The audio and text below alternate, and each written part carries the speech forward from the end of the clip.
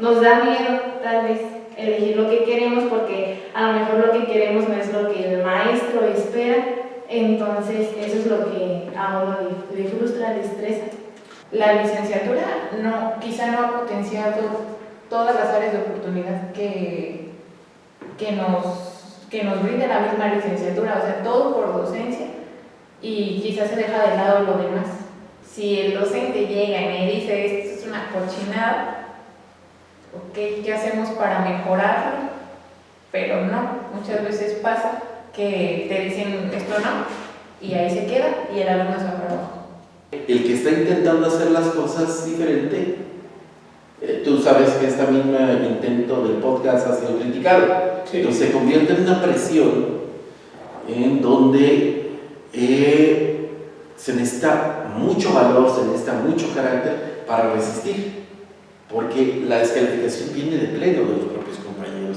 Y si hablamos de los directores que se convierten, la gran mayoría, en un verdadero obstáculo para intentar cualquier cosa, ya no solo salir de la caja, sino intentar cualquier cosa, sí, ya es otro de los elementos de presión. Entonces, se convierte en una carga. Entonces es muy difícil, sí, porque los propios compañeros, porque las propias autoridades que debieran preocuparse por la educación de los jóvenes, en realidad presionan para que sigamos igual.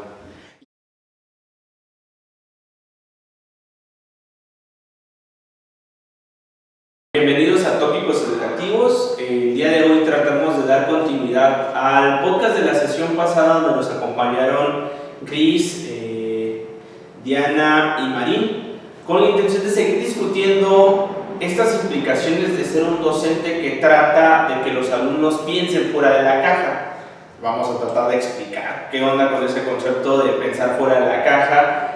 Tenemos que tratar de identificar realmente si lo importante de esto es saber lo que los estudiantes quieren, saber lo que los docentes pueden enseñar o tratar de entender lo que la sociedad quiere que los niños aprendan. Obviamente hay una serie de elementos ahí bien interesantes que van a determinar todas estas barreras, como es la familia, el contexto, la escuela, el grupo de amigos, en diferentes impactos y en diferentes magnitudes a lo largo del trayecto escolar. También se hablará de algo que se menciona como síndrome del docente y se describen una serie de características muy interesantes al respecto. Pero quédense a ver el podcast para que lo identifiquen. Gracias por estar otra vez aquí, Cris, Marín, Diana.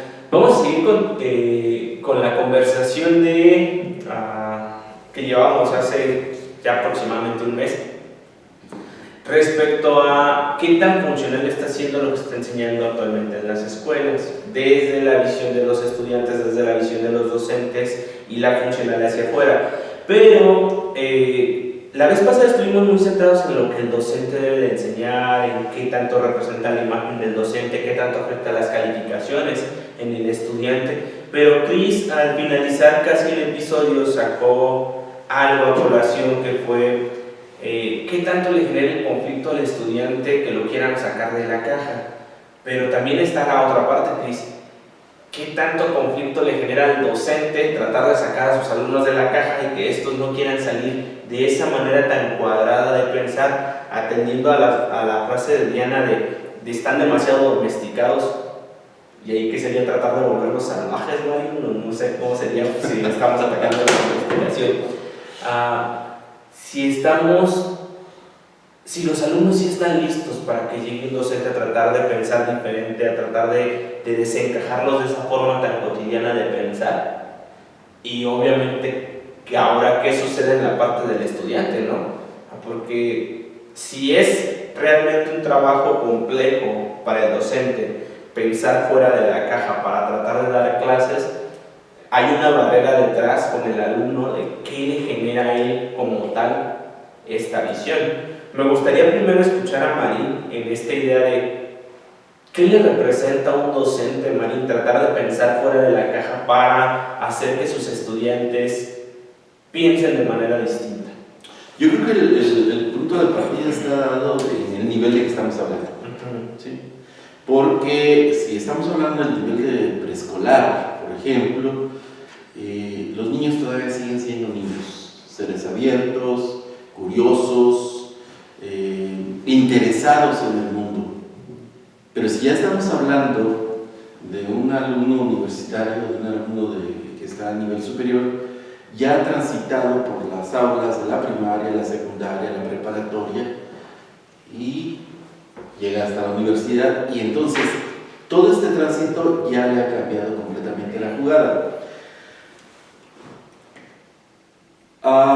Aquí el asunto concreto tiene que ver con que mientras a las educadoras, así denominadas profesoras de preescolar, se les enseñaba, ahora no estoy tan seguro con las últimas reformas del plan de estudios, tanto a nivel de preescolar como a nivel de normal, que esto siga, pero por lo menos hasta hace poco más de una década, se preocupaban por el desarrollo ontogenético de los alumnos y por el juego. De hecho, socialmente se decía que ellos no llegaban a aprender, que llegaban a jugar, pero ese era justamente el núcleo de la educación en preescolar, interesarse por eso.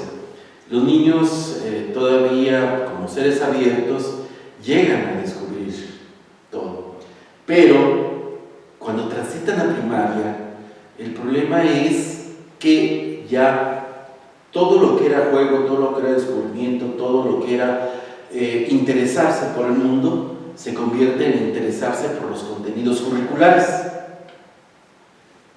Y el maestro está preocupado por esto. Si recuerdan las chicas, cuando fuimos a prácticas el semestre pasado en 2 escuelas, los profesores estaban preocupados por cumplir el programa, no por los intereses de los niños. Si les interesaba o no les interesaba, esto era lo último que le preocupaba al maestro, era cumplir, inclusive a nivel que no importaba si terminaban o no las actividades, era ya tenemos que pasar a otra actividad, llévenselo de tarea. Entonces ya hay todo un acondicionamiento donde los alumnos van aprendiendo que lo importante no es descubrir el mundo, sino lo que dice un plan de estudios y lo que dice un profesor. Incluso la situación llega a ser tan radical que algunos profesores presuntamente revolucionarios, y lo presumen así, hay 2 tendencias, una que dicen, pues yo no le doy lo que el programa me dice, sino lo que yo quiero. ¿Sí? Y lo escuchábamos recientemente contigo en una reunión de carácter social completamente, que decía, bueno, yo no, de literatura, yo no pongo a leer a mis alumnos lo que dice el programa, sino lo que yo creo. Pero otra vez, no es el alumno, sino es lo que el profesor cree que deben saber. Y lo único que están haciendo con esto es matar la curiosidad, matar el interés por aprender, el interés por descubrir el mundo, esa vinculación. Esto que más o menos de preescolar se pretendía, a partir de la primaria pasa completamente a último lugar. Entonces, poco a poco se van acostumbrando los alumnos a varias situaciones que llevan a esa domesticación de la que habla Bazán desde la ocasión anterior. Es decir, se acostumbran a que sea el maestro que les diga qué deben aprender y cómo lo deben aprender, y todo lo demás no importa. En lugar de que la escuela de educación básica y la educación media superior les llevara, por ejemplo, en el caso de la lectura, a descubrir qué les gusta y desde ahí trazar una ruta de lectura propia o una ruta de aprendizaje propio, ya se les dice qué deben hacer. Entonces, poco a poco se van acostumbrando a esto.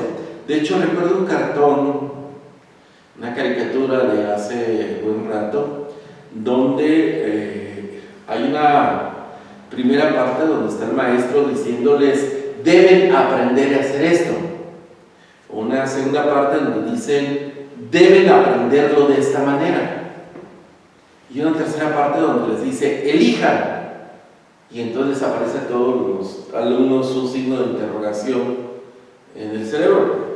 El asunto es, si nunca los hemos acostumbrado, si nunca se les ha propiciado y al contrario se les ha matado toda la iniciativa, todo el interés, etcétera, por qué hacer, se van acostumbrando entonces a que el maestro les diga qué deben hacer y cómo lo deben hacer. De hecho, resulta muy curioso que ya cuando llegan con uno, por ejemplo, si uno no les dice que hagan algo, su defensa, y no lo hicieron, su defensa es esa: es que usted no nos dijo que lo hiciéramos. Porque si uno no les dice, ya no están en el rango de lo que deben hacer.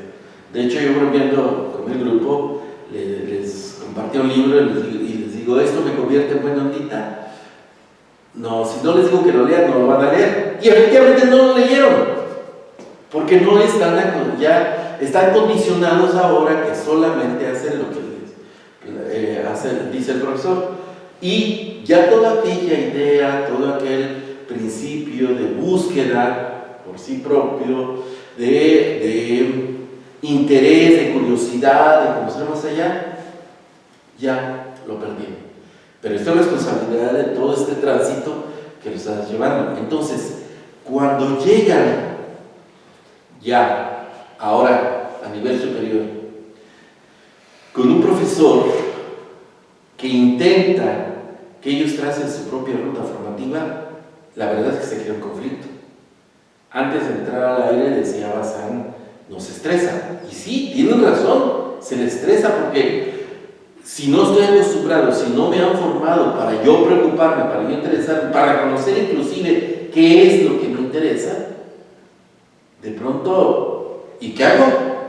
¿Sí? Oye, pero bajo ese argumento, si están estudiando una carrera de pedagogía, voy de acuerdo con secundaria, no estás como tan primaria, secundaria y preparatoria, no eliges tantas cosas porque ya hay un plan curricular establecido, ¿no?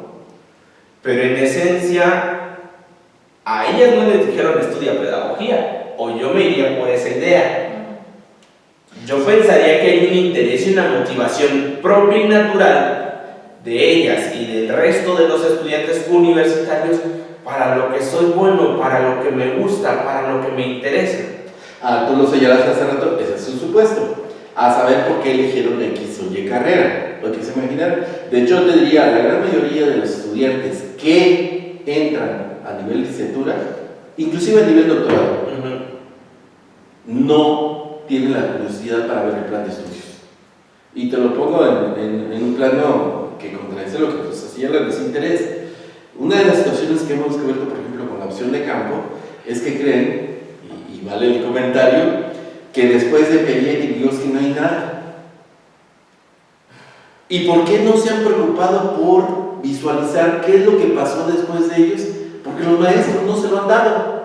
Y los maestros se quedaron allá a la mitad del siglo XX y ellos no tienen curiosidad. Pero otra vez, para mí, es el asunto de que ya llegan condicionados, de que ya llegan inclusive con una curiosidad muerta de su propia formación o de sus propios intereses. Uno de los ejercicios que suelo hacer en el salón de clases es tratar de visualizar qué les interesa, y les cuesta mucho trabajo a los alumnos manifestar, reconocer efectivamente qué les interesa.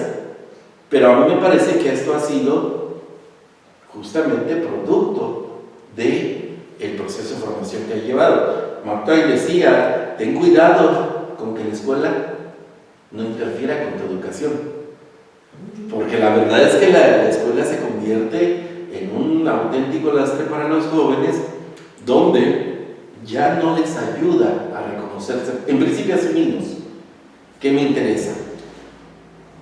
Tú, siguiendo lo que te planteas, diríamos, pues nuestros alumnos que están actualmente en octavo semestre de pedagogía, ellos eligieron la carrera, pues deberían estar interesados, a lo que ellos eligieron, deberían estar interesados en qué es lo que está pasando actualmente en la educación.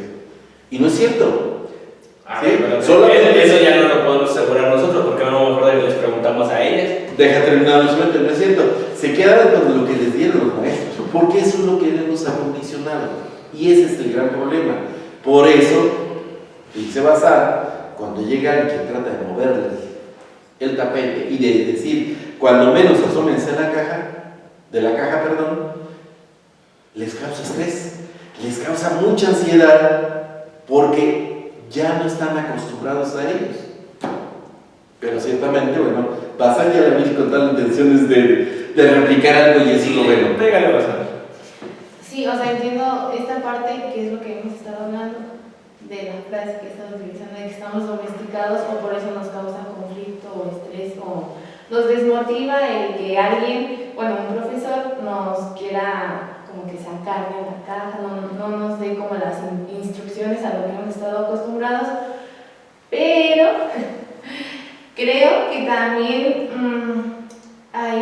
también es culpa, no sé si culpa quise llamarlo, pero también creo que implica al profesor en el aspecto de que a lo mejor uno también se ha vuelto como indeciso o no sabemos con ciencia cierta qué nos interesa, o cuando nos dan a elegir tenemos la imaginación del cangrejo, dice usted, porque pues siempre nos han estado como que enseñando qué elegir, qué hacer, qué no hacer, pero las oportunidades que hemos tenido para elegir, también hay maestros que dicen que eres libre de elegir lo que a ti te interese o el tema que tú quieras, pero al momento ya de uno elegir con miedo y todo, porque pues estás tratando de salir de la caja, de tomar tú como que esa parte, también te dicen es que esto no, o es que por ejemplo, digamos en autores, uno buscando libros o qué cosas,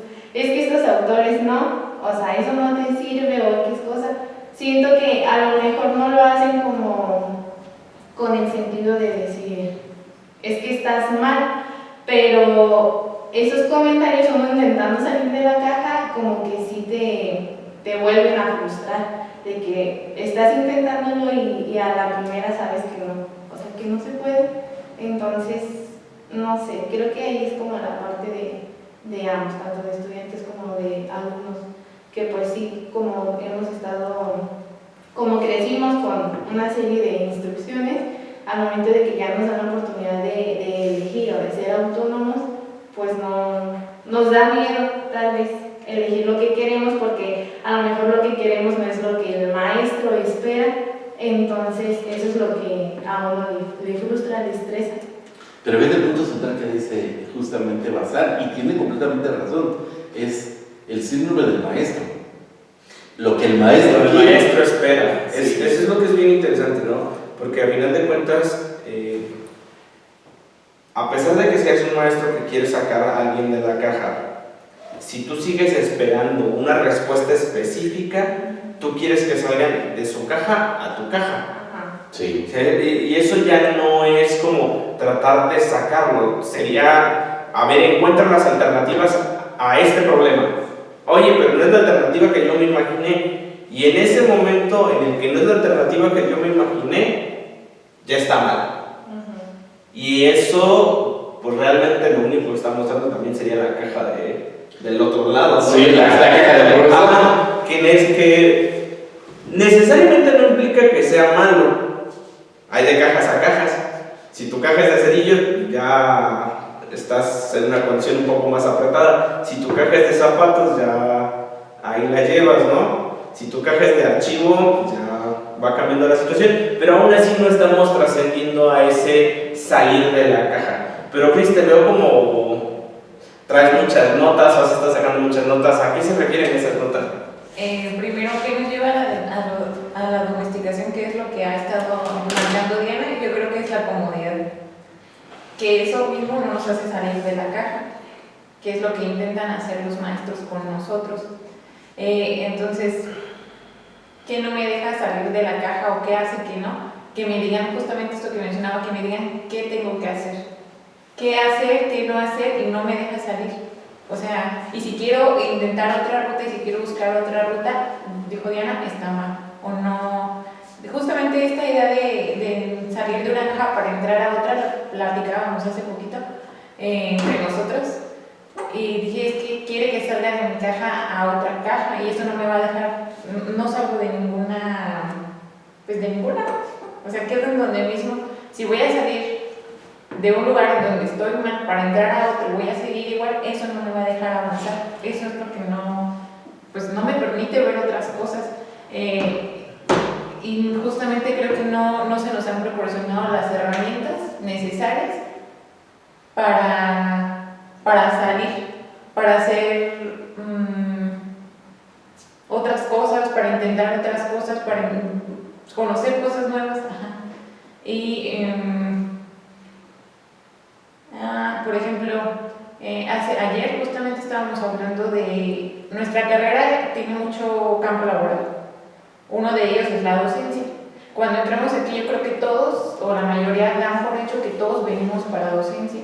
Y quizás sí, pero ya en el camino, o bueno, a mí personalmente me pasó, yo quería docencia, lo sigo queriendo, pero ya vi que hay otras cosas, por ejemplo, investigación, lo que se puede llevar a la par. La licenciatura quizá no ha potenciado todas las áreas de oportunidad que nos brinda la misma licenciatura, o sea, todo por docencia, y quizás se deja de lado lo demás. ¿Por qué no ser bueno en todo? O sea, ¿por qué no tener una habilidad y no usarla a quererla usar y no tenerla? Entonces creo que los mismos programas, las mismas licenciaturas nos estancan en una caja. Yo creo que aquí... ¿Tú también quieres quemar las escuelas? Digo, la vez pasada Mariña quería quemar las escuelas. Quememos las cajas. Pero fíjate que a lo que acaban de señalar esta chica es sumamente importante.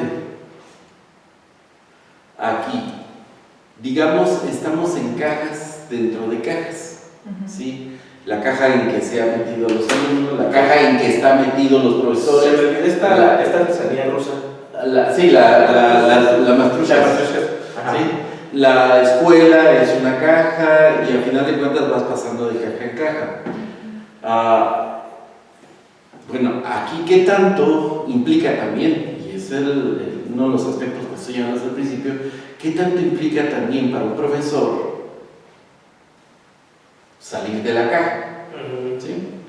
Y socialmente cómo se ve cuando sale de la caja. Una de las cosas que yo suelo presumir con los alumnos es que los alumnos son los que trabajan, pero nunca se dan cuenta los alumnos todo el trabajo que hay detrás para poder permitir que sean los alumnos que trabajan, ¿sí? Para poder visualizar esto. ¿Por qué? Porque también los profesores estamos dentro de la caja. Si se fijan normalmente, y a menos ustedes me corrigen como desde la perspectiva de los alumnos, normalmente el profesor está acostumbrado a mantenerse en los límites de lo que sabe. Y eso es lo que les da a los alumnos, solamente lo que saben. Por eso me critican que ellos ahorita deberían ser especialistas en las nuevas corrientes pedagógicas y no lo son. Pero no lo son porque los maestros que he tenido en la licenciatura están dentro de una caja que se quedaron a mitad del siglo XX y no conocen más allá de eso. Se quedaron en el correo. ¿Sí? Para decir algo, ¿no? Entonces, también para un profesor salir de la caja implica abrirse a la posibilidad de un encuentro con el otro que tiene que ver con este asunto de las pedagogías de la diferencia. Es decir, visualizar que el alumno es un otro. Y aquí ya yo hacer un esfuerzo de crítica en un juego de la perspectiva de lectura con Cris, ¿sí? Porque ella dice que le gusta Paulo Coelho. Y mi primera reacción, sí, en la lógica que señalaba hace rato Bazán, fue incluso hacer ironía de que le guste este autor. Como profesores, entiendo que debería preocuparme más por cómo trazar una ruta para que, a partir de donde está, pueda ella transitar de un tipo de lectura a otros. Pero ahí caemos al mismo caso del tipo de la por eso que estarías llevándola de lo que a ella le gusta a una ruta en la que tú crees que va a potenciar. No, justamente lo que quiero plantear es la diferencia. Que en lugar de estar pensando en cuál es la ruta que puede llevar de una lectura light a una lectura que deje algo. No, si tiene razón Bazán, ya se comete uno el error de decirle no, ese lector no. A ver, te lo pongo para contestar lo que estás señalando, un ejemplo que también suelo utilizar muy a menudo con mi expareja, mi última pareja, que la conoces. Cuando empecé a salir con ella, mi planteamiento fue, dado que a mí me gusta la poesía, es invito a introducirte a la poesía. Y su primera respuesta fue: a mí la poesía no me gusta. Pero ya indagando de qué no le gustaba la poesía que le enseñaron en la escuela. Le cansaron esa poesía. Sin embargo, bajo mi lógica de que no toda la poesía, que también la lectura debería ser en esa lógica en general, la literatura, no toda la poesía es para todos y no todo tipo de poesía es para todos. Entonces fue empezar a indagar qué tipo de poesía le gusta a ella, o era para ella, o con la cual ella se identificara. Es decir, es a lo que voy, ya no era mi poesía, sino era la poesía que a ella pudiera gustarle. Hoy adora a Bukowski, adora a Jaime Sabines, a una serie de poetas, de gente. ¿Qué fue lo que sucedió? Justamente que descubrió cuál era el tipo de poesía. Y seguro que no hay un peso inherente en la muestra de qué estamos dejando que ellos vean. No, desde luego que lo hay una influencia del uno y eso es inevitable, pero justamente en este ejemplo que estoy manejando ahorita, contrastando con mi propia relación con Cris y con mi expareja, es que la ruta debería ser, o el planteamiento para salir de la caja, siempre vamos a terminar en una caja, aún los que miran fuera de la caja o pensamiento transversal, pero no es lo mismo, tú lo señalabas, estar en una caja de cerillos que estar en una caja de auto. Son márgenes y dimensiones distintas. Pero el asunto sería esto justamente, el invitar a que ellos tracen su propia ruta de qué es lo que les interesa. Vamos, hablando de la lectura, yo empecé con el cómic, pero no me quedé ahí. Y sería la misma lógica con el caso de Cris en este momento. Es decir, cómo Cris puede ir descubriendo sus gustos literarios a partir de ir transitando y no quedarse solamente en uno. Porque socialmente, porque literariamente, porque culturalmente, sofisticadamente, quienes ya tenemos una ruta trazada, creemos que Paulo Coelho, eso y no leer no es gran diferencia. Pero vuelve a este asunto de cuestionarnos esto, ¿no? De que no lo que yo me gusta es lo único que vale, porque entonces sí provoca lo que estaba señalando Bazán. Es el síndrome del maestro, ¿no? Que tenemos todos, de que, descubres algo, pero eso no. Por lo que estás señalando, porque no va conmigo, porque no va porque lo que yo creo. Cuando la ruta es más bien, ¿cómo puedes ir construyendo de menos a más? No quedarte en un solo nivel, sino transitar. Yo pasé del cómic a la novela camaquera que leía mi madre, pero de ahí descubrí a Julio Verne, y Julio Verne me ha llevado a otros derroteros. ¿Sí? Entonces, cuando Cris, por ejemplo, que se confundió del tambor de hojalata, me dice: quiero leerlo. Lo primero que hizo Cris, y es relevante de hacer notar, cuando un alumno está empezando a salir de la caja, es que justamente frente a mi crítica de Paulo Coelho, les hablo de otro tipo de autores. Ella escuchó que era de Paulo Coelho el tambor de hojalata. Y en ese momento lo que hace es, con estos aparatos del diablo, checar de qué hablaba el tambor de hojalata. Y me dice: me lo presta. Después, ya cuando va por el libro, se da cuenta que no es de Paulo Coelho. Bueno, bien hecho. No, se lo llevó, pero aquí lo importante que quiero hacer notar en el caso de la actitud de Cris es que a partir de una confusión, pero tuvo la curiosidad de indagar de qué iba el libro, y al indagar de qué es el libro, le interesó. Yo espero que sí lo esté leyendo, pero justamente el asunto de que al empezar a descubrir otras posibilidades de lectura, en este caso a Günter Grass, puede llevar a otras formas de lectura más sofisticadas, que dejan más. Esto es lo mismo en las otras situaciones, pero yo estoy de acuerdo con ambas, en el sentido de que a veces inclusive intentando que salgan de la caja resulta un esfuerzo muy violento para los estudiantes, muy violento, Máxime cuando llega uno así como que, y ahora salen de la caja como puedan, y a fuerzas.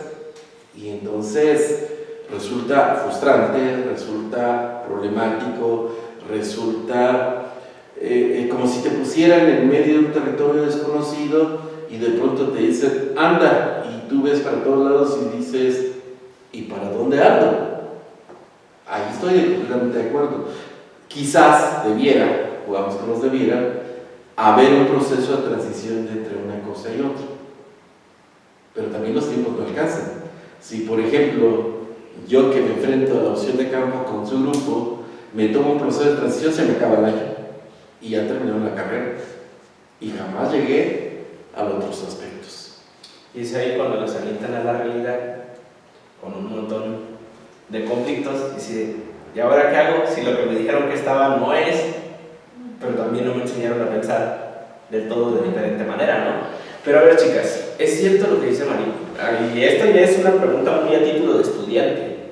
Sí es cierto, sí se genera todo este conflicto, ¿por qué se genera este conflicto? ¿Cómo es que viven el conflicto ustedes? Y ojo, porque aquí se va a volver bien interesante después la pregunta, porque al final de cuentas, ustedes se están formando en una carrera que tiene un abanico muy amplio de posibilidades, pero tú mismo me dijiste, la mayoría de los de aquí lo que quieren ser son profesores. ¿Cómo se van a convertir en ese profesor que va a motivar a sus alumnos a no pensar en la caja si aún ustedes no están entendiendo cómo salir de la caja? ¿Qué tanto es el estrés? ¿Cómo trabajan eso? ¿Cómo enfrentan las realidades de las problemáticas que les plantean sus docentes en clase?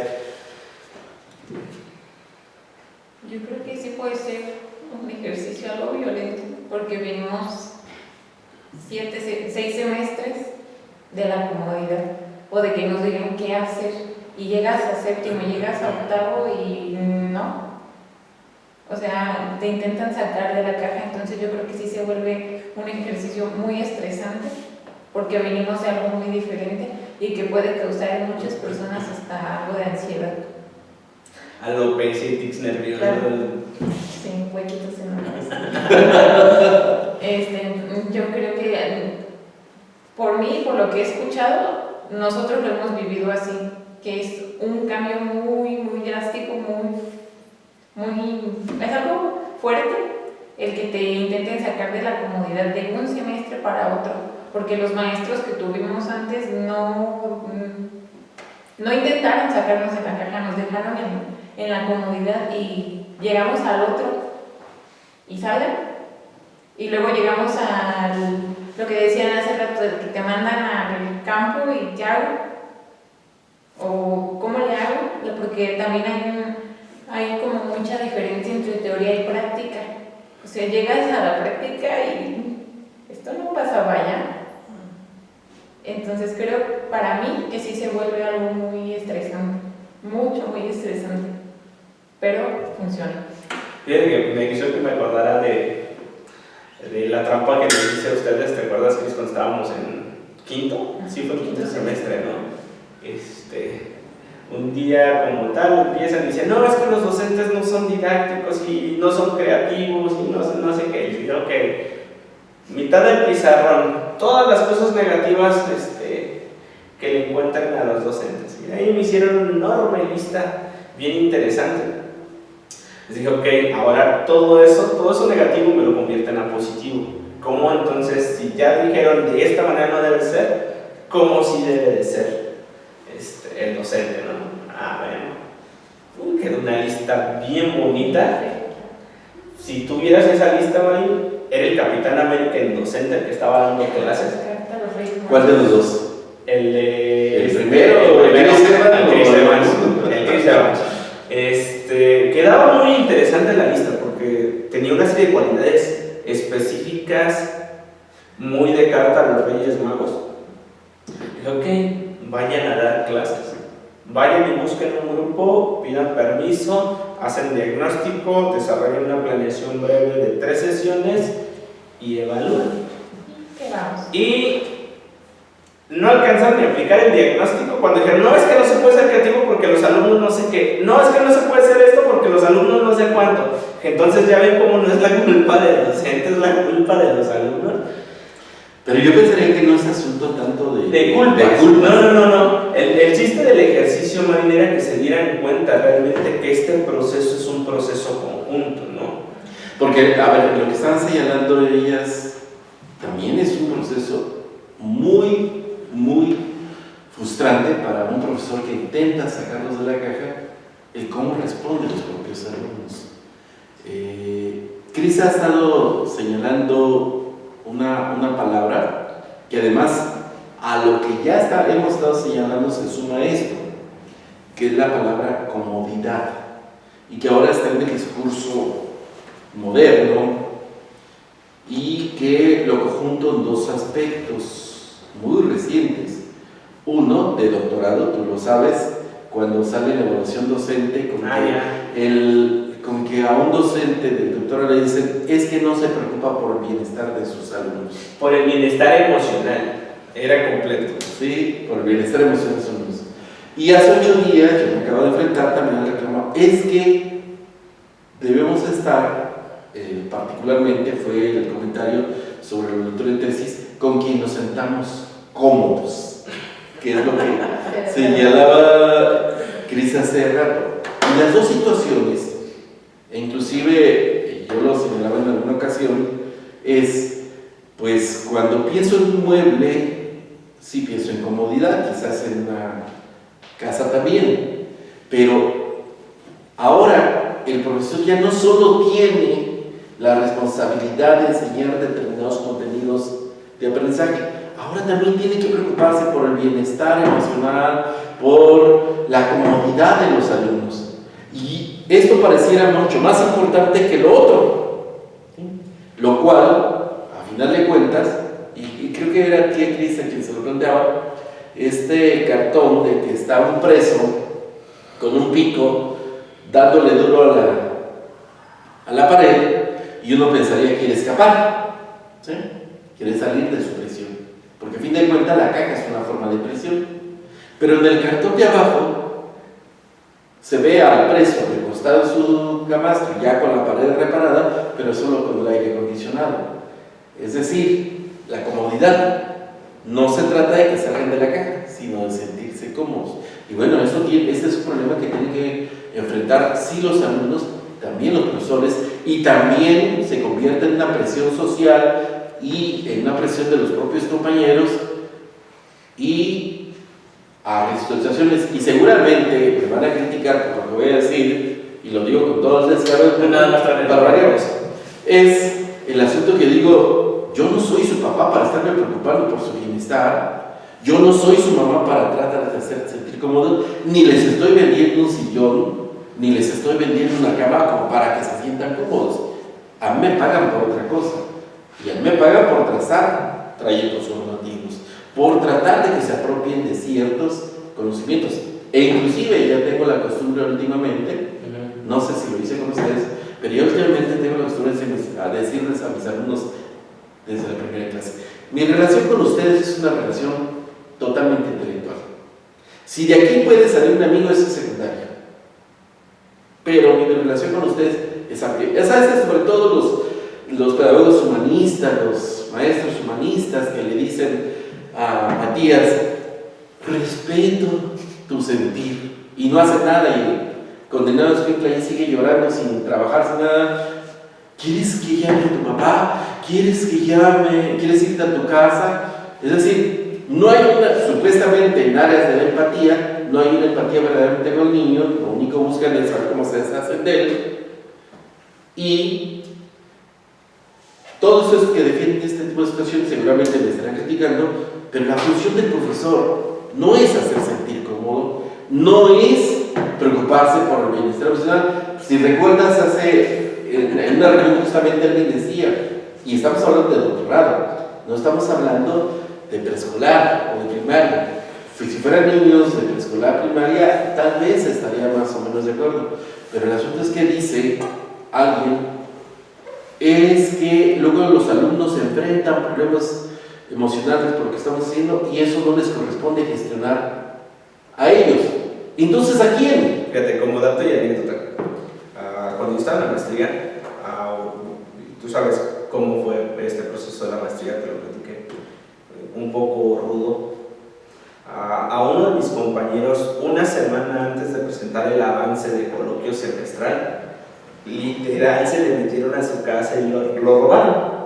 Se llevaron computadoras, se llevaron todo. Y pues él llega con las autoridades del instituto y les dice: oigan, me pasó esto.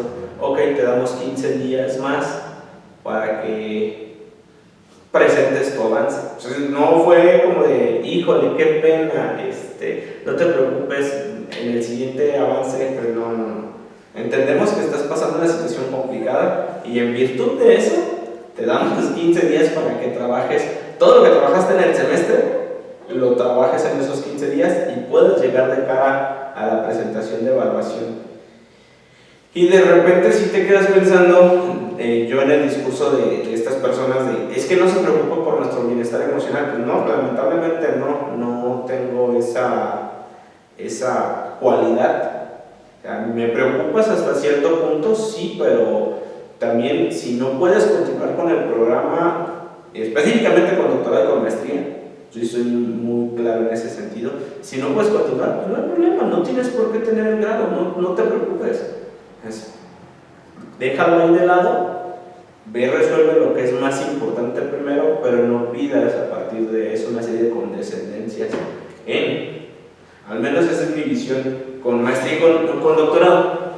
Con licenciatura he tratado de ser un poco más flexible en ello, pero también cuando he visto las situaciones, sí lo he planteado así como de, y si mejor ahorita le dedicas tiempo a resolver tus situaciones de carácter personal o tu bienestar emocional o tu bienestar en términos de salud y después regresas a esto. Pero fíjate que esas circunstancias suelen convertirse en coartada para sustituir el aprendizaje, Sí. para sustituir la apropiación. Y la pregunta es aquí que le estamos devolviendo a la sociedad. Pero volviendo un paso atrás, yo creo que esta situación de querer salir de la caja resulta estresante para los alumnos, pero también para los profesores, porque también el propio ambiente de la caja que constituye la escuela no coadyuva para que ninguno salga de la caja. Lo que pasa es que hay una serie de elementos que te ayudan a construir tu caja, y eso es tu familia, tu contexto, la escuela, tu grupo de amigos, y obviamente cuando alguien de repente te involucra algo más, pues o comienzas a sacrificar tiempo de amigos, o comienzas a sacrificar tiempo de familia, o comienzas a sacrificar tiempo de escuela, y eso te obliga a pensar de una manera distinta. Pero regreso a un comentario que tú tenías hace un ratito, esta mentalidad de cangrejo, este pensamiento de cangrejo, lo primero que te dicen es: ay, es que ya nunca nos vemos, ay, es que nunca compartimos tiempo juntos, ay, es que esto. Y yo no sé si les pasa, chicas, a mí me pasó en algún momento que era así como de, oh, sí es cierto, ya tiene tanto tiempo que no veo a estas personas, y tengo esto que es importante, pero creo que primero esto.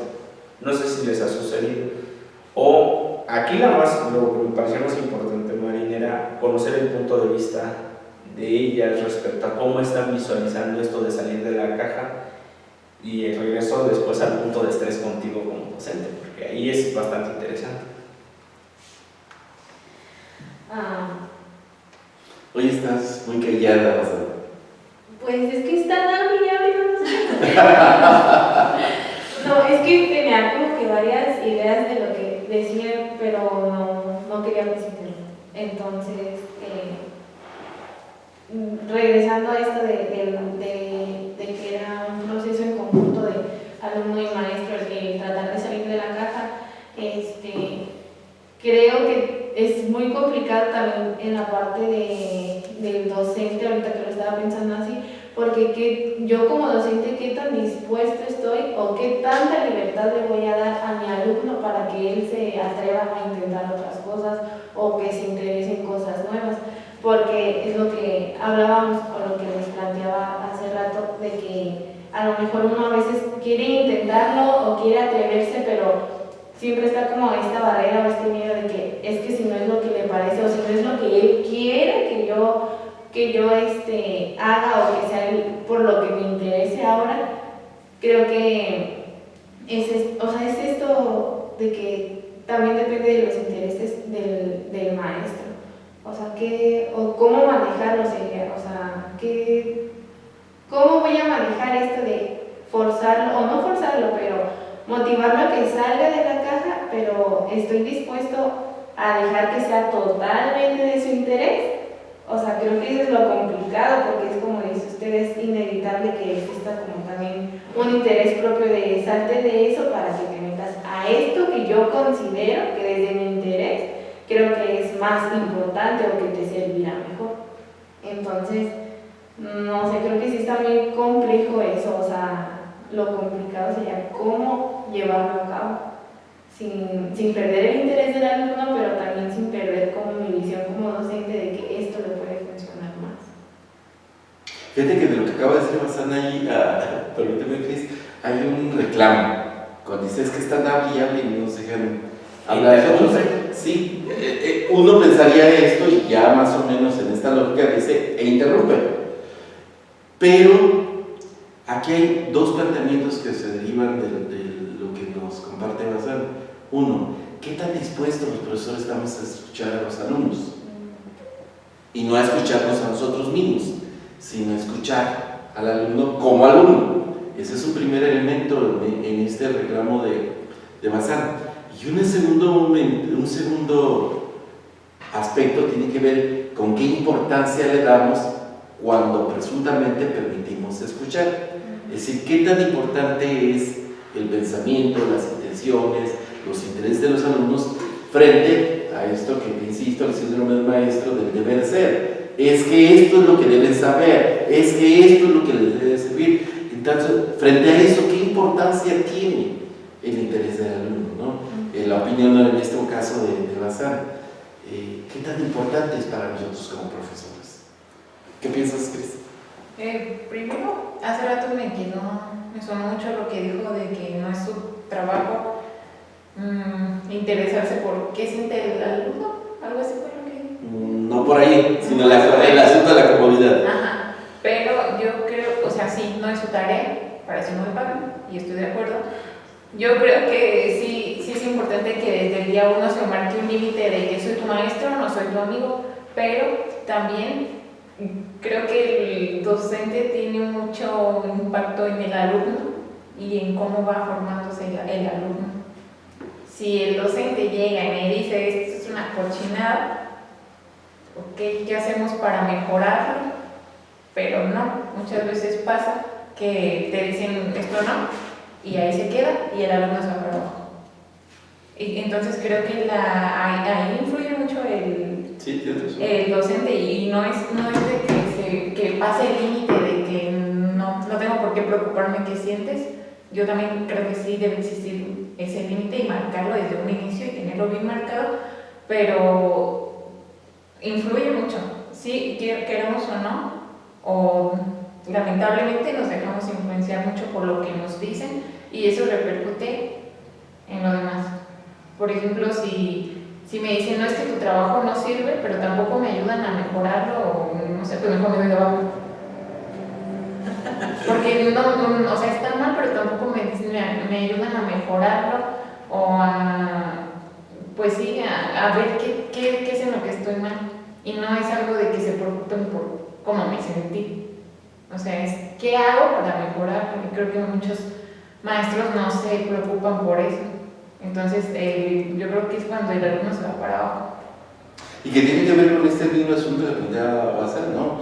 Y que yo sintetizaba hace rato. ¿Qué tan importante es la opinión del alumno o el sentir del alumno? En esto a mí sí te recordar mucho cuando yo estuve en la licenciatura en filosofía, que hablando sobre los mitos, justamente lo que estás señalando, me pone el maestro al margen como si supiera mucho de mitos, pero era mi pregunta en aquel entonces lo que estás señalando. Bueno, ¿y qué estoy mal? ¿Y por qué estoy mal? ¿No? Porque es el planteamiento de ya estás mal.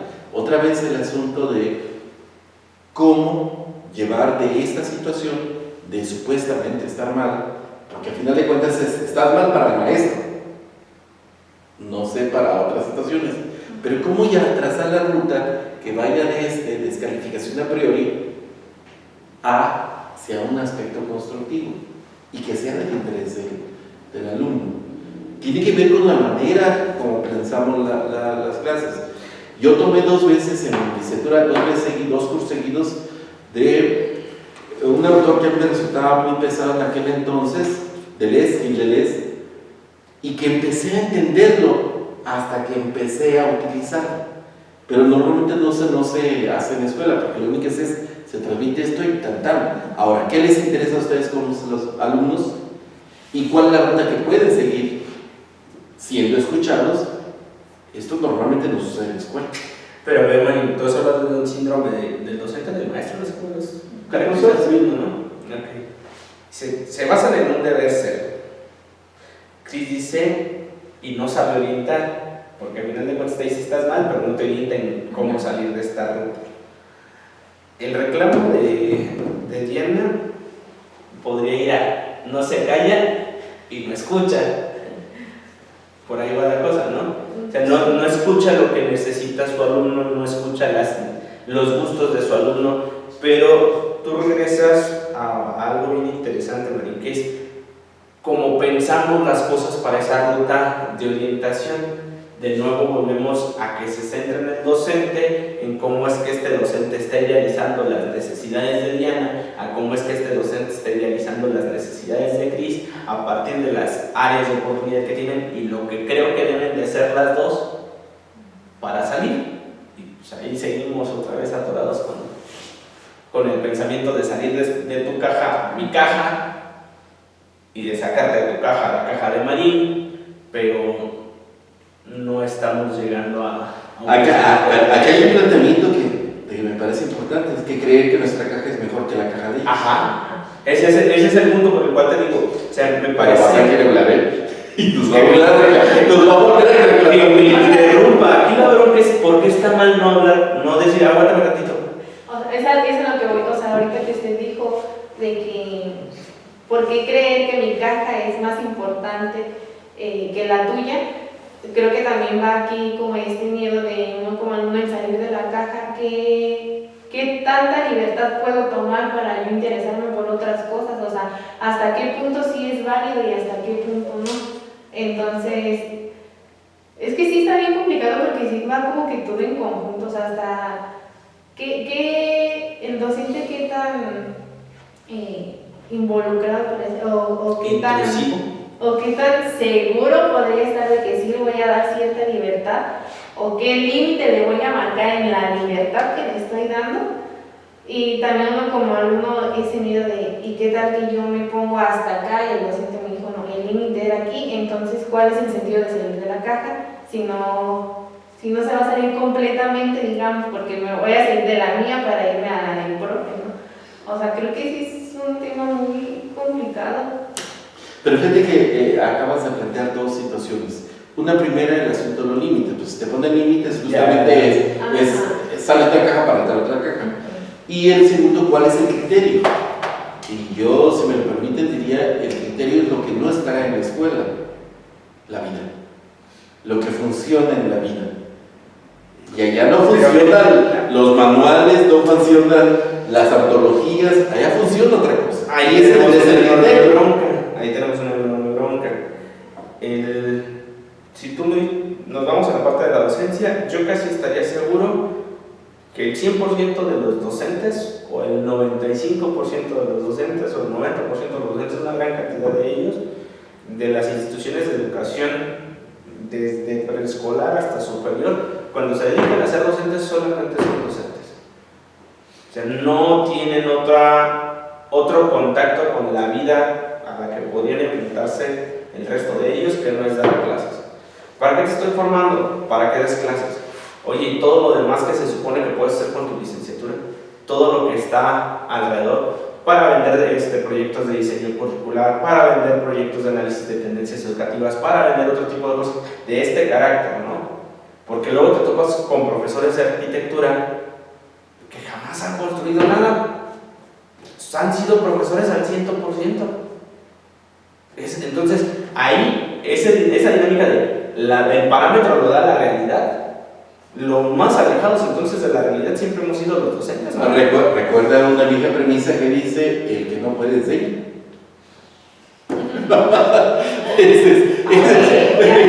Esta es una premisa muy drástica, pero es cierta. Es ruda. Es muy ruda.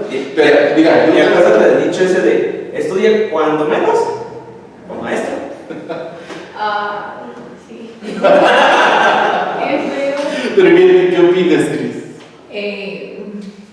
Es que creo que sí se deja bien, pero bueno, es que hace poquito escuché que desde hace rato lo quería comentar, algo que dijo una persona que me pareció muy interesante. La persona no es maestra, no es docente, pero me pareció muy interesante lo que dijo de qué hago cómo hago para enseñar a mis alumnos algo que les interesa. Rápido dijo, tengo 20 alumnos, les pregunto ¿qué te interesa? Tenemos todo un año, ¿verdad? Un ciclo escolar que dura un año. Entonces, ¿por qué no de los 5 días de la semana, de todo el ciclo escolar, divido lo que el sistema educativo me dice que tengo que enseñar, lo ajusto para darlo en 4 días, un día lo dedico al interés del alumno. Preguntamos a los 20 ¿qué te interesa saber? A 3 les interesa, no sé, saber de los animales. Un día lo dedico a eso. Pero también yo voy a meter ahí mis intereses. O sea, y creo que ahí jugaría un poco lo que tengo que enseñar, lo que ellos quieren aprender y lo que yo les quiero enseñar. Pero a lo mejor no sería como imponerlo, o sea, no es de decirles vete a mi caja, vete a mi caja, vete a mi caja. O sea, creo que se jugarían las 3 partes. Fíjate qué propuesta tan interesante está haciendo en este momento Cris, y yo sí lo voy a retomar, que me parece importante. Es decir, ella lo está planteando para un profesor de educación básica, ¿no? Que tiene los 5 días. Para el nivel superior, que yo tengo solamente 2 días con ellos Y un semestre. y un semestre, pues no son los 5 días. Pero aquí hay una pregunta: ¿por qué tenemos que dedicarle más tiempo a lo que quiere el sistema? 3 días. Ok, no renuncio a lo que quiere el sistema, pero ¿por qué no balancearlo? Son 3 partes: son los intereses de mis alumnos, son mis intereses como profesores y es el interés del sistema. ¿Por qué no conciliarlo? Porque a fin de cuentas es el encuentro con el otro, lo que te comentaba, las perspectivas de la diferencia, y seguramente viste el video, y a lo que va es justamente el encuentro con el otro. ¿Por qué no balancearlo? Y a mí me parece una propuesta sumamente interesante, ¿no? Es decir, quizás no tengo toda la semana para hacer esa revisión, pero sí puedo hacerlo 15 días.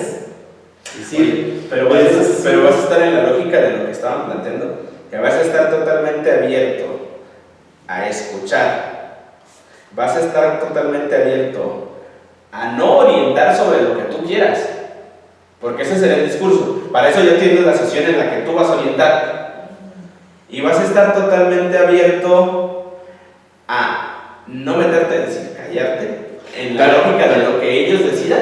Pero fíjate bien que esto que estás planteando es, me lo permites a mí, voy a estar abierto. Primera situación, yo lo planteé en términos del profesor, ¿tenemos las competencias para hacerlo?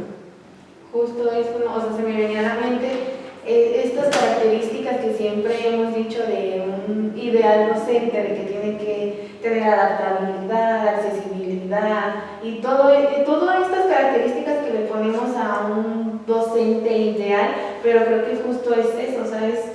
Solo lo idealizamos porque ya al momento de llevarlo a la práctica tal vez realmente no soy tan accesible como lo pensé, o me cuesta trabajo acceder a lo que mis alumnos quieren porque tal vez no sea de mi total interés, o tal vez si accedo, tal vez yo no me puedo adaptar y como no me adapté, pues regreso a lo que yo quiero. O sea, creo que es precisamente por eso le llamamos como el ideal docente, porque creo que sí es muy complicado como que sí llevarlo. Pero lo que voy a con ese planteamiento, que se enlaza también con lo que está señalado, es primero, tenemos las competencias.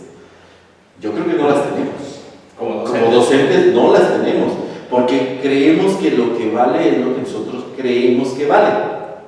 Lo que yo me criticaba hace rato con el asunto de la lectura de Cris, ¿no? Esta es la neta del planeta y voy para allá. Segundo, tenemos la disposición para hacerlo, porque escuchar al otro no implica simplemente callarse y dejar que el otro hable. Es recuperar y valorar lo que está haciendo. Sobre todo, esto es lo más importante, es sentarnos aquí a la mesa, nosotros cuatro, nosotros dos como docentes y ustedes como alumnos, es darle el mismo peso a su opinión que a la nuestra. No pensar que por ser docentes ya tiene más validez, más pertinencia, más importancia nuestra opinión de los demás. Ahora por eso pregunto, ¿estamos dispuestos a hacerlo? Entonces, no solamente que tengamos la capacidad, yo creo que no la tenemos. Y creo que tampoco tenemos la disposición de hacerlo. Porque esto implicaría, ok, voy a jugar un momento, permíteme, Cris. A Cris le gusta Paulo Coelho y vamos a suponer que en esa sesión hashtag Cris le gusta Pablo. Sí, que de los intereses de Cris sea que leamos a Paulo Coelho. Y yo, quizás por snob, quizás por tener otras lecturas, quizás por la condena social, por muchos factores, prejuicios, si tú quieres, digo, no, es que Paulo Coelho es light, no me deja nada. Entonces, pero si voy a respetar justamente su interés y vamos a sumar los intereses, ¿qué tan dispuesto estoy a ponerme a leer lo que ella está planteando? O a descubrir aunque los demás nos parezca una tontería, ¿sí? Y ya el hecho de plantear que es una tontería ya es darle más importancia a una cosa que otra. Entonces, no es tan fácil este asunto y es lo que, por ejemplo, no valoran los estudiantes, que cuando uno implica o cuando uno intenta que el alumno salga de la caja, tiene un montón de implicaciones también para uno como profesor. ¿Sí? El hecho simplemente de ver qué están haciendo y uno contenerse para decirles, es que están haciendo mal, y empezar a cuestionarse a uno mismo, ¿por qué lo están haciendo mal? ¿O por qué veo que lo están haciendo mal? Cuestionarte por qué crees que lo están haciendo mal, ¿no? Porque lo importante sería dejar que su ruta siga y esperar hasta el final y ver el resultado, porque ya cuando ves el resultado ya le puedes decir, lo hiciste mal y es por esto.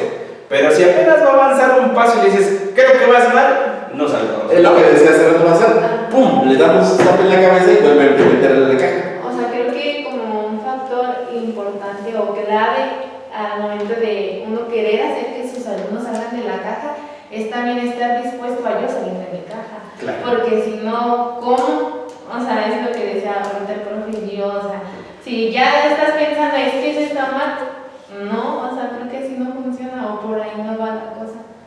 Sí, tienes razón, Cris. Yo estoy de acuerdo con lo que dijo Diana. Yo creo que, y con lo que están diciendo, hay que estar dispuestos a escuchar al otro para poder también conocer qué quiere y no solamente lo que yo quiero que quieran aprender. Pero fíjate lo que acaba de decir y sintetiza todo lo que estamos discutiendo, lo que acaba de decir Cris. Lo que yo quiero que quieran. ¿Y a dónde queda lo que quiere el otro? Lo que quiere que quieran ellos. Sí. No, fíjate, aquí van varias cosas en este. Me gustó la idea, se ha ido ampliando cada vez más con los comentarios que han ido soltando. Este síndrome del docente. Uno, es el deber ser, lo que creo que deberían de saber, ¿no? Agregando lo de no sabe callarse, porque siempre es el problema de no sabe escuchar. No sabe orientar, una dinámica de no puede decir no sé, o no sabe decir no sé, o no sabe reconocer que algo se sale de su control. Otro que es qué tanta disposición hay, o sea, tiene o no tiene disposición, y tú ya estabas diciendo que tú creías que no estaba dentro de las competencias del docente. Híjole, ya se vuelve muy gacho, ¿no? Pobrecito del docente, tiene un montón de conflictos. Y también, o sea, retomando como uno de los temas del capítulo anterior del podcast, se me vino a la mente ahorita de que dijo que pobrecito el profesor, o sea, sí creo que sí es muy complicado y acabo de pensar en qué me metí. Porque también, o sea, Si te metiste a hacer mamá y es peor el asunto. Bueno, creo que también está este otro factor en esto que implica el sacar de la caja a tus alumnos y tú estar dispuesto a salir de tu caja desde la visión social, o sea, desde los de allá afuera, la sociedad. ¿Cómo me va a ver a mí si se supone que el docente es el que sabe? O sea, se supone que el docente es el que sabe y el docente es el que dice y, o sea, se tiene como que este rigor desde años atrás de que el docente, o sea, es la autoridad, por así decirlo. Entonces creo que también implica eso, o sea, el estar consciente que si tú estás decidiendo salir de tu caja para que tu alumno salga de tu caja, también te puedes echar encima a la sociedad porque pues no a todos les va a parecer. Y a propósito de echarse a la sociedad, mejor aclaro el asunto, porque digo que es peor el ser mamá cuando ¿qué te metiste? Es el asunto de que ser mamá implica mucho más cosas, porque no solamente es ser profesora, es el cuidado y es preocupación por toda una serie de situaciones diversas. O sea, el compromiso es mucho mayor que el del profesor. Uno como profesor tiene a los alumnos, digamos, de 8 a 12, de 8 a 12 en educación básica. Y de 8 a 12 en el superior. Unas horas más o menos, pero ser mamá no, los tiene en tiempo completo. Y no, pero la bronca es a los 2 años. O sea, la bronca es todo este trayecto de los 2 años. Diana, yo no sé si has visto el meme, pero dice, es una responsabilidad enorme de tener que cuidar a alguien que atenta contra su vida 18 horas del día, porque las otras hay que estar dormido. No, eso de a los 2 años no es cierto, no es toda la vida. Es toda la vida. Pero volviendo al asunto que estamos llevando acá, yo quisiera recuperar este planteamiento que es nodal, es el núcleo de todo lo que estamos discutiendo que planteó Cris, de qué quiero que quieran. Cuando deberíamos preguntarnos es qué quiere el alumno. Y esto es lo que he estado señalando desde el primer capítulo. Es decir, nos damos el tiempo. Todas estas características que tú me preguntabas hace rato, si estamos dispuestos, el núcleo central es esto. ¿Y qué quiere el alumno? ¿Y qué tan importante es lo que quiere? Bueno, si nos encontramos con el otro, en términos de estas pedagogías de la diferencia, pues lo que quiere mi alumno es quizás mucho más importante que lo que yo quiero para él como profesor. Porque al final de cuentas, lo que quiere el alumno va a condicionar lo que puede o no puede aprender, lo que esté dispuesto o no esté dispuesto a apropiarse. Damos por hecho, los profesores, que es parte del síndrome, damos por hecho que lo que yo quiero como profesor, por defecto y por el simple hecho de estar encerrado en la escuela, y peor el asunto, cuando tú lo señalabas hace rato, por creer que ellos eligieron la carrera, ya deben quererlo los alumnos. Ese es un supuesto, pero yo no sé si es tan acertado. Y aquí yo les haré una pregunta a ambas. ¿De verdad? 4 años y no se han dado cuenta que querían ser licenciados en pedagogía, ya, discúlpame. Pero yo les haré la pregunta a ustedes. En su experiencia como alumnos, que de hecho nosotros también la tenemos, pero a veces se nos olvida. En su experiencia como alumnos, ¿de verdad lo que ustedes quieren coincide con lo que quiere el profesor? Casi no, o sea, casi no. Porque creo que también por eso, creo que es todo un rollo porque uno a lo mejor elige la carrera porque pues te llama la atención, o sea, fue de tu interés y a lo mejor tienes como que una idea, una perspectiva de que va a ser esto y al momento de ya estar en la carrera tal vez o ves, por ejemplo, el mapa curricular de las materias y eso. Y a lo mejor tú dices, ay, suena muy interesante, pero a lo mejor ya al momento de estarlas o de quien las da las clases, a lo mejor ya no es como lo que tú esperabas. O sea, a lo mejor ya tu interés a lo mejor ya va a cambiar porque lo que te interesó en un principio ya no es lo que tú esperabas. Entonces, ¿qué esperabas de la carrera? O sea, lo dije como un ejemplo no total. Pero yo solo ¿qué esperabas de la carrera? Principal, que fuera más práctico, porque, por ejemplo, todos, yo creo que sí, pues en sí no llevamos prácticas y los 4 años ha sido pura teoría. Yo creo que ahorita que entramos a 7º semestre fue que ya tuvimos como que un acercamiento más directo a lo que es la realidad. Y creo que en este último semestre, en estos últimos semestres, sí nos hemos visto como que más estresados en el aspecto de que sentimos más carga, pero creo que también estamos como más interesados o nos sentimos, sí, más interesados en nuestra carrera ya porque ya ya lo estamos llevando a la práctica, ahora sí ya estamos como que viendo eso que esperábamos desde antes. A lo mejor no ir a la práctica luego desde el primer año tal vez, ¿no? Pero hacer como que las clases más prácticas, no sé cómo explicarlo. Que no solamente fuera, siéntate, cállate y escúchame. Ajá. De que traigo aquí mi exposición y solamente yo voy a hablar, opiniones al final y si quieren. O sea, yo creo que todos, Y si me alcanza el tiempo. y si me alcanza el tiempo, yo creo que todos esperábamos que si la materia puede ser práctica, pues me tomas unos días de práctica, como pasó en quinto, sexto semestre. No solamente se fue a lo teórico, fue a la práctica y ahí se fue un golpe de realidad bien feo. Pero sí, Por ejemplo, a mí me pasó que no voy a decir nombres, claramente, pero en la materia de didáctica no fue nada didáctica.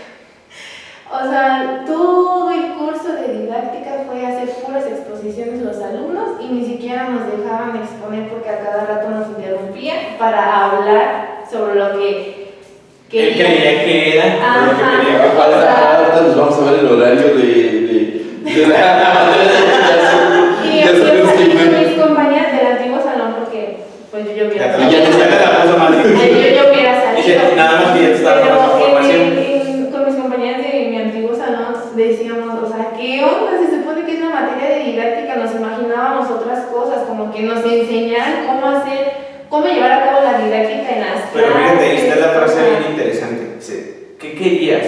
Que me enseñaran cómo. Ajá. Que es el punto de lo que estamos planteando, ¿no? Entonces, seguimos diciendo, el docente tiene que decirte el cómo para que puedas seguir ese trayecto formativo y ahí seguiríamos teniendo la misma situación, porque si él te sigue diciendo el cómo, sigues atendiendo a lo que él cree que es lo correcto. Pues a lo mejor no cómo específicamente, pero que nos enseñara con didáctica lo que era la didáctica. Didácticamente. Ajá, porque uno dice, ay, esta clase va a estar bien interesante, ¿no? Porque va a ser como que hacer muchas cosas prácticas, va a ser como, sí, como que todos queríamos que era esto. Y todas las clases de verdad fue son estos temas, son tantos equipos, a ti te toca exponer este día, a ti este día, así. Y ya las exposiciones duraban toda la clase porque nos interrumpían a cada rato, ni siquiera nos dejaban terminar y al último como que retroalimentar a lo que dijo el alumno o dar sus puntos de vista o decir, mira, en esta parte se hace, no, a cada rato hablaba uno del equipo y ya, interrumpía, hablaba otro del equipo, otra vez interrumpía, ni siquiera nos daban la oportunidad de terminar lo que nosotros teníamos en nuestra mente o lo que nosotros habíamos estudiado del tema cuando nos interrumpían. O de equivocarse. Ajá, creo que es más o menos de quién hablas, porque sí, también Ya lo Ya, criticó. no, espérate, es que ya te puedes ir a los horarios y comienzas a hacer cosas un año antes, un año después. creo que no daba la oportunidad de buscar, de que No nosotros da, buscar, porque no da la no oportunidad de que no. nosotros busquemos cómo, o sea, no nos dice cómo está bien, yo intento, pero intento y me dice, no, eso no, es lo que yo te estoy diciendo. Marín, ¿te suena? A ver, yo creo que, no sé, sigue siendo muy interesante esto. Ya Marín se quejó la vez pasada porque los comprometí directamente en el mismo episodio a grabar el siguiente episodio. Por tiempos estamos muy próximos a la hora y 15 minutos, si no mal me equivoco, de grabación.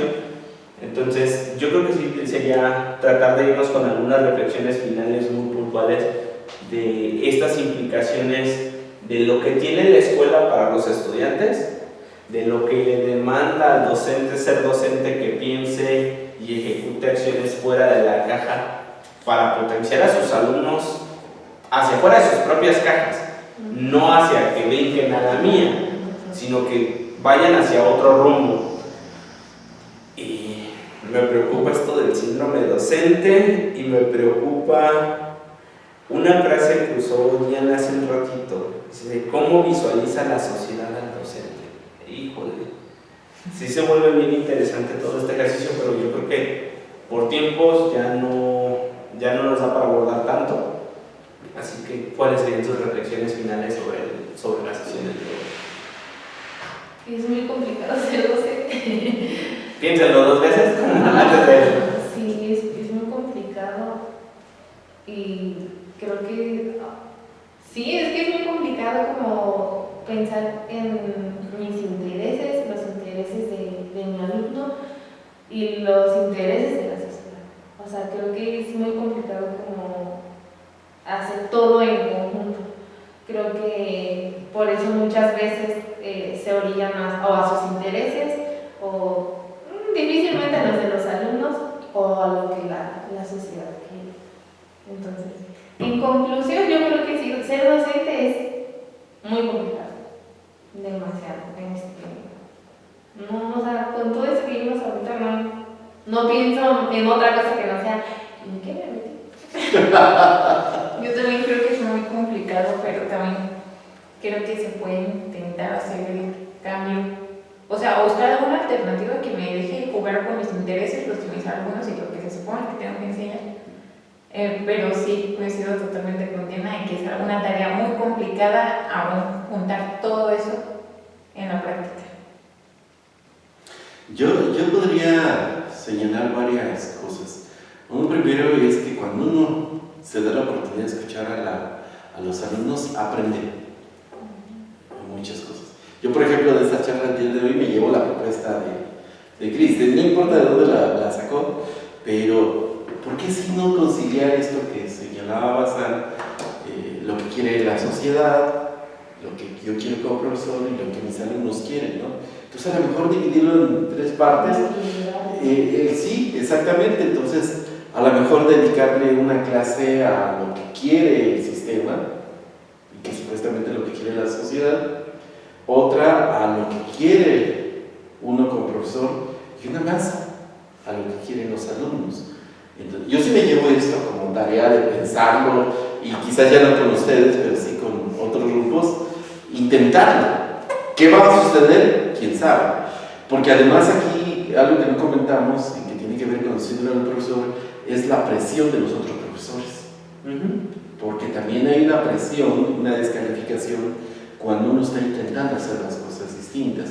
Porque si, por ejemplo, en esto que estaba señalando de X, que yo creo que es la gran mayoría de los profesores, de darles una antología y dividir las exposiciones y demás, no importa aquí quién fue el profesor de didáctica, sino creo que es la tendencia, sobre todo a nivel superior, que estamos haciendo.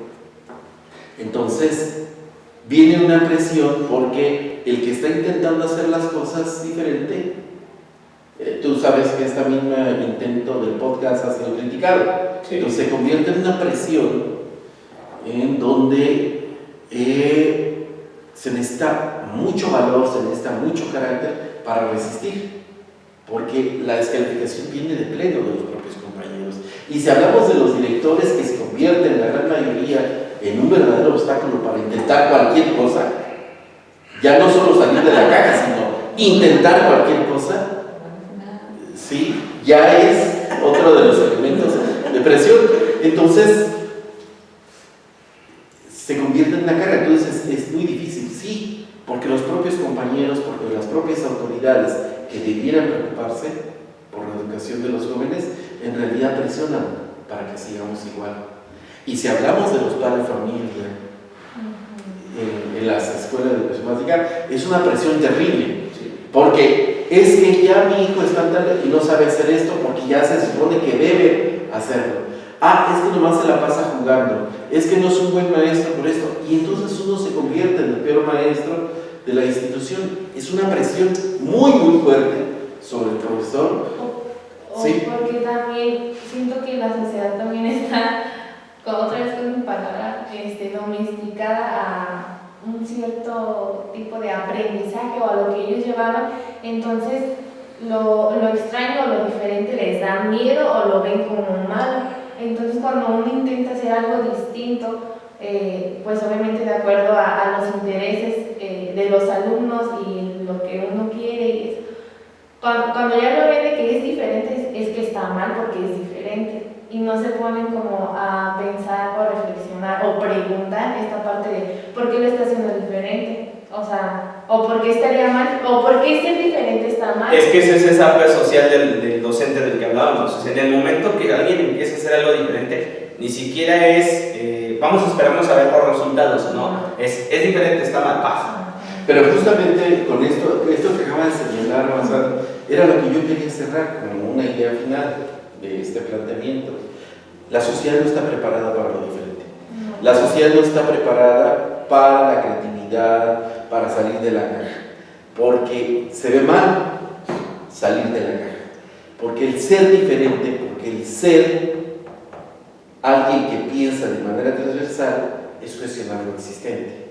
Y hay un cuestionamiento inherente a ese. Cuando yo estaba señalando hace rato que cómo recibe la presión de los compañeros, de las autoridades, etcétera, tiene que ver, e inclusive de los propios alumnos, porque ya no me dio la antología, porque ya no me dio la lectura, porque ya no me dio cómo hacerlo, se convierte todo en esto, porque no hay un ambiente propicio, no hay un contexto que facilite el ser diferente.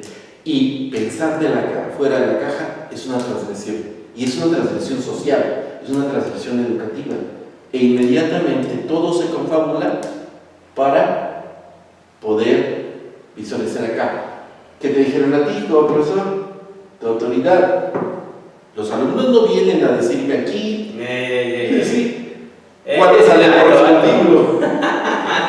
Es que es esto, justamente arriesgarse a criticar, arriesgarse a romper esto, y todos estos riesgos conllevan romper la caja y el tratar de mirar, por lo menos aunque sea a través de un agujerito, hacia afuera. Por eso otra vez pasa. ¿Cuál es el criterio para saber si estamos bien o mal? Que yo no lo juzgaría en esos términos. Es la realidad. El golpe de realidad es el que te ubica. Y justamente por eso lo criticando desde que empezamos esta aventura de los podcasts, es la educación ya no funciona. La educación institucional, la educación escolarizada no funciona. Y ya hay que quemarla, sí. Hay que encender las teas y hay que crear algo nuevo. Porque ya no funciona. Y no funciona porque no está diseñada para la creatividad. No está diseñada para pensar fuera de la caja. Está diseñada para introducir a todos en una caja y evitar a cualquiera que se quiera salirse de la caja. Fíjate que a partir de lo que están diciendo, hay varias situaciones que detonan tal vez un tema para el siguiente episodio. Y ya no, ya no es con el compromiso de que vengan, no se preocupen. Simplemente es esto que está planteando. Dice Diana, docente, es bien complicado, pero a su vez hace un rato hablábamos de la comodidad de la práctica docente. Entonces, aquí me queda la duda de comodidad o complejidad de la práctica docente. ¿Qué debería ser lo correcto? Otra de las cosas que dice Marín es el reconocimiento como tal. ¿Queremos reconocimiento o queremos objetivos? ¿A qué me refiero con los obstáculos de que tus otros compañeros te ven como diciendo, oye, estás haciendo demasiado y eso hace que me vea que no estoy haciendo lo suficiente, así que bájale tantito a tu relajo? Tendríamos que hacerlo por el reconocimiento de nuestros pares, tendríamos que hacerlo por el reconocimiento de nuestros alumnos, tendríamos que hacerlo por el reconocimiento de la sociedad, o tendríamos que hacerlo porque es una labor que está presente en. Otra de las cosas que me interesa es, ¿y el docente necesita reconocimiento? ¿Qué tanto de la labor que hacemos los docentes quieren que le digan? Pues mira, si llegara la cultura del aplauso, no parece coach en eso, y aplaudan hasta lo que no deben aplaudir, pero el reconocimiento es una necesidad humana. Por lo menos para no sentirte perdido. Ahí hay otras cosas que, por eso te digo, a mí me gusta esto para platicarlo en un siguiente episodio. Y nos faltó todavía, Marín, porque sí quedó ahí todavía pendiente, que me interesaba más el punto de vista en este momento de las chicas. Esta parte de las... Sí, eso no lo voy a negar, pero Barzán interrumpe. esta visión de qué tanto le pesa al docente cuando quiere hacer las cosas, pero los alumnos no le responden. Que fue una de las cosas que no discutimos. Es algo que queda en la tintero. Entonces, estos son varios puntos que convergen entre sí, el de qué tanto le pesa esta necesidad humana del reconocimiento, porque si somos honestos, el salario no es como que tú digas, Así como que vale la pena el el esfuerzo. desgaste, como que no, pero hay otra serie de satisfacciones muy interesantes que implican, si no el reconocimiento de todos, a lo mejor el reconocimiento de una, dos, tres personas que digan antes, gracias porque usted sí me prestó atención a lo que yo quería. Siento que más que reconocimiento es cómo impactas a tus alumnos. Creo que eso es como, o bueno, creo que también aquí ya depende del interés de cada docente, pero por ejemplo, si yo me visualizo como docente, yo creo que yo me quedaría a gusto, contenta o lo que sea, si mis alumnos se acercan a decirme, he aprendido mucho de usted o el saber que he impactado positivamente en mis alumnos, en algún interés o algo así. Déjame te lo pongo lo que está diciendo Bazán en ejemplo concreto. Que quienes ya tenemos años en la docencia tenemos a veces la oportunidad, que son muy pocas, pero la oportunidad de esto que estás señalando justamente. Cuando vas por la calle y de pronto se te acerca una persona desconocida y te dice, usted me enseñó a leer y escribir. No sabe cómo me ha resuelto la vida esto. Es el mejor reconocimiento que tiene un profesor, ¿sí? En el futuro. Porque lo cierto es que la mayoría son descalificaciones, y principalmente de nuestros alumnos. Sí. Entonces, Todavía suma además a las preocupaciones de Diana. Entonces, pero este es el reconocimiento que podríamos tener. Tú bien lo señalaste, el salario no. Socialmente ya tiene décadas que el profesor no tiene un reconocimiento. Políticamente, no, debido a muchos factores, tampoco lo tiene, pero sí. Sin embargo, Diana, te diré en esto que, para que sigas diciendo que me metí, el mayor riesgo también para el ánimo de un profesor también son sus alumnos. En esto que queda pendiente por discutir, es decir, cuando hay una resistencia, cuando, y sobre todo ahora con los rollos de la sociedad enferma que tenemos, cuando tú te esfuerzas y dan mucho por los alumnos, y va un poco a la pregunta que tú señalabas, en lugar de los alumnos responderte, te resisten, te descalifican, te condenan, te acusan inclusive injustamente de determinadas cosas, y esto es mucho más frecuente que el reconocimiento. Es el riesgo. Decía uno de mis maestros en la maestría, leer los trabajos de los alumnos es todo un riesgo, porque o te sientes muy bien o te dan ganas de suicidar. Y eso es parte de lo que hay que discutir. Mentira, no. Ese tema, ¿no? Y yo terminaré con, haciendo una lectura quizás impropia del gesto de Cris. Lo cierto es que se les invita porque tienen algo que decir. Que a lo mejor les cuesta trabajo, a lo mejor les preocupa, y sobre todo cuando Cris, que es preocupona por este tipo de cosas, a veces de ver cómo está sufriendo por una tarea. Sobre todo le digo, te falta esto, te falta aquello, y de verdad se preocupa, pero yo no veo que las otras compañeras les tengan la misma preocupación, que es lo que está Tiene que pasando. estar el equipo de Bueno, ahí queda, ¿no? Sin embargo, sigue siendo el punto este. El núcleo central de la educación debiera ser el alumno, pero el alumno vuelto hacia la vida, vuelto hacia la realidad, no encerrado en la caja de la escuela. Pero entonces también necesitas un docente, Marín, que esté vuelto hacia la vida, que esté fuera de la caja de la escuela. Claro que sí. Porque si no, vengo y les digo, así se hace un diseño curricular y en mi vida he participado en algo así. Pues hay quienes presumen de ser especialistas y no han participado en eso. No voy a decir. O hay quienes que te dicen que te van a enseñar a hacer un diseño curricular y nunca supieron cómo hacerlo. A lo que estoy diciendo. No voy a decir nada. No decimos nombres, pero esto es lo más frecuente, ¿no? O que sea clase de didáctica y lo que menos sea de didáctico. Yo me refiero a que a nosotros nos pasó que pedimos que nos enseñaran a hacer un diseño curricular y no, es que no sé cómo. Fue la respuesta. Sin comentarios al respecto.